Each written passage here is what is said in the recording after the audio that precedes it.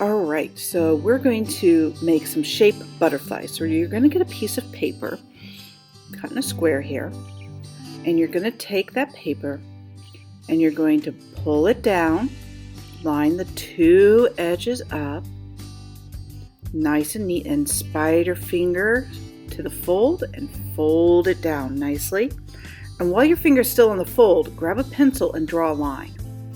I'm using a white pencil so you can see, but you're going to use a regular pencil. Then you're going to get this stencil of half a butterfly, and you're going to draw that stencil. And the way you do that is by keeping one hand right next to your pencil on the stencil, and the other hand traces the stencil. See how I keep my hand on the stencil? Now let's say you accidentally get all messed up and off. Just line it back up with the lines you've already made. Keep your hands on the stencil and carefully trace it around. All right, now it's time to carefully cut it out. And we're going to cut out both sides at the same time. I'm going to carefully cut around, cutting out both sides of the fold at the same time. All right, I'm going to speed up just a little bit here for you.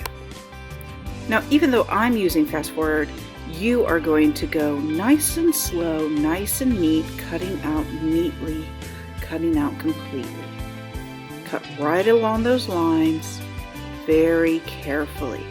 Careful cutting, just like that. If you did it correctly, you should be able to open it up and see a black butterfly. Now, butterflies are not just all black. They have beautiful patterns and shapes inside. We're going to use regular shape stencils, and we're going to use a stencil, and this time you're going to trace the inside. Now see how I've got my fingers all around? That helps me keep that shape. And then I find a new place for a new shape, and you'll be able to get about 4 or 5 shapes in. Now if you get messed up or lost, just line it back up and finish drawing your shape. Here I'm going to do this triangle one. And I'm just holding down the stencil with one hand and carefully tracing with the other hand. Now I want a heart there, but oh, it overlaps my square. So nope, can't fit a heart. That's okay. I'll do a rhombus or diamond shape. Tracing my rhombus. There we go. Now I can't really fit any more shapes on there, so that's okay. 4 shapes is plenty. I'm really thinking about enough. No, just gonna do 4. Now the way you cut out a shape without cutting everything else, and we're going to cut both sides, is you fold it and give it a little snip right there in the middle. Then you can slip your scissors all the way through on both of them. See how my scissors go all the way through on both? And then cut around the inside of the shape, and then that way you don't cut anything off. You cut out an empty space inside the shape. And when you're all done, you should see a hole where your shape is. So this is a circle hole. And I see it on both sides of my butterfly. They are symmetrical. That turned out just the way I wanted it. All right, I'm going to fold inside my triangle and give a little slit and cut around my triangle. So there is a slit inside my triangle, and I cut the inside of the triangle shape, cutting carefully inside the triangle shape.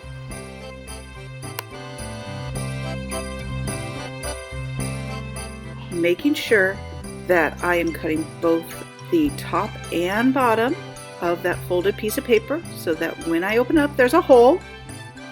There's a hole there.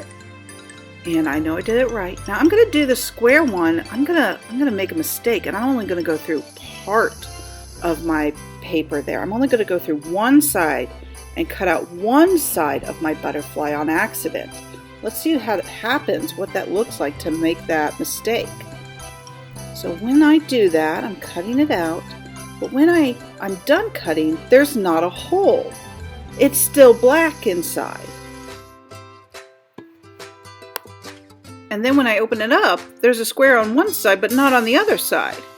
But that's okay. So what I'll just do is I'll just make my slit on that, and I'll just cut around my square shape that I can still see, and I'll just cut out the back side using the front side as my stencil there. So I'm just going to cut out that square to correct that mistake. Careful cutting, all the way around.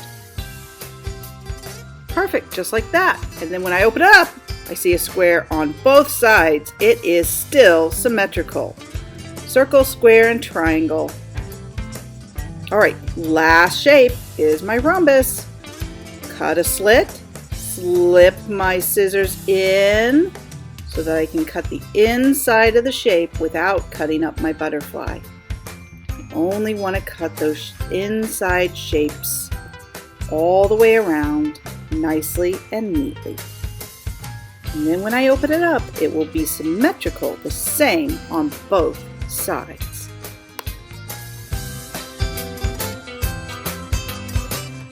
Now the last thing I want to do is check it and then write my name on the middle part of my butterfly so I don't lose it. So make sure your names are on your butterflies. And then you flip it over and you see that there's no pencil marks and it is symmetrical, the same on both beautiful sides. And then next week, we're going to do some amazing things to get those shapes colored in, and our butterflies are going to look like such beautiful art butterflies.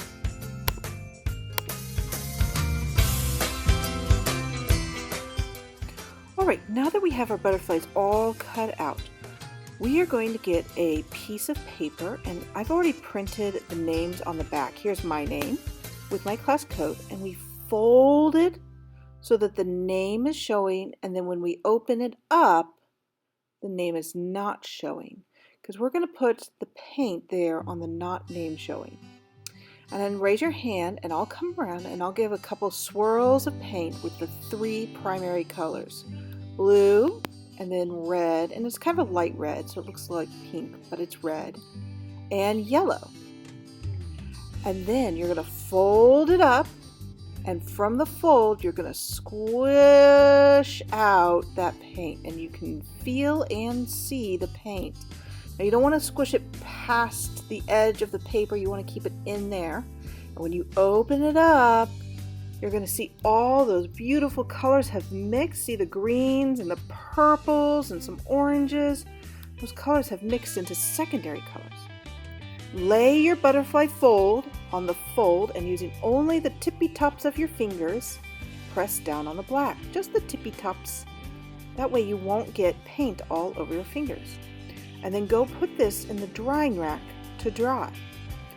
I will cut it out for you, and I'll show you how we put it in the sky next time.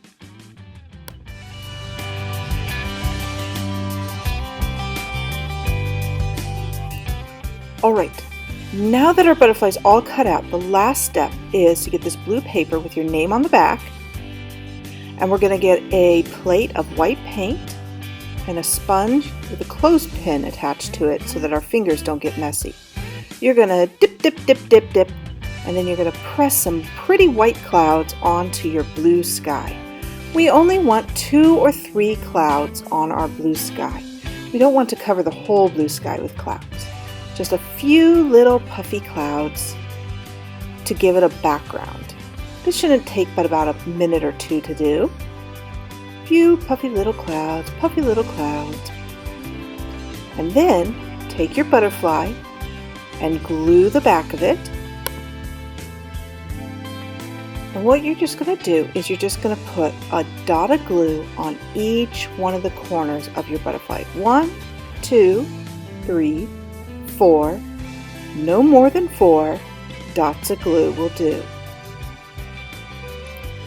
And then just glue your butterfly onto this beautiful sky background, pressing down carefully, and you have a beautiful art butterfly on a sky background with your name printed on the back.